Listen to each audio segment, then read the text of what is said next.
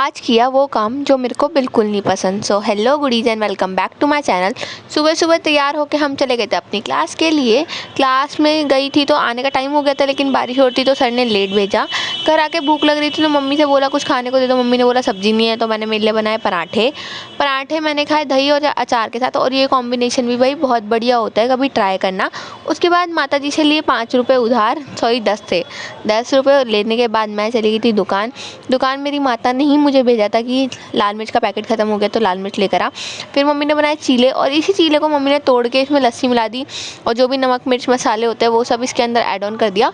और ये रायता बहुत बढ़िया होता है, कभी ट्राई करना। ये सब खा पी के मैं सो गई थी, मेरे को नींद आ रही थी, और माता जी ने मेरे को उठाया 2:30 बजे कि उठ जा, क्लास का टाइम हो रहा है। उठ के थोड़ा फ्रेशन अप हुई, हाथ मुँह धोए।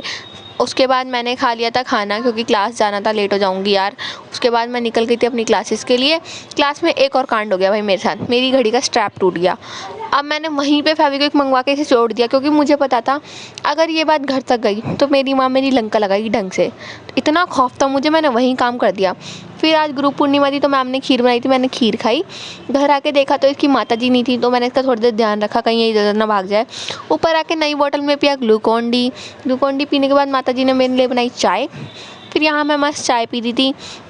चाय पीने के बाद मैं लेट गई थी थोड़ी देर, भाई कमर में दर्द हो गया था बैठे बैठे। तो आराम करने के बाद मैं चली गई थी थोड़ी देर छत पे से आई तो माता जी ने बोला कि मेरी कमर में दर्द हो रहा है, पूजा कर दे। तो मैं पूजा कर ही रही थी, और मैं तो मतलब सर पे कुछ डालना भूल गई थी, तो माता जी ने फेंक के तौलिया मार दिया कि ले, डाली थी सर पे। और ये काम मुझे बिल्कुल नहीं पसंद, लेकिन मम्मी की कमर में दर्द था, मरती क्या नहीं करती, करना पड़ा भाई।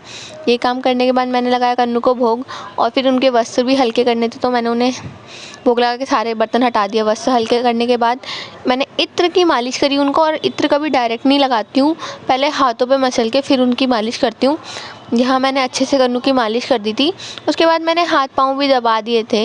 हाथ पाँव दबाने के बाद मैंने कन्नू को सुला दिया था, और मंदिर का पर्दा भी बंद कर दिया था। उसके बाद मैंने खाया खाना।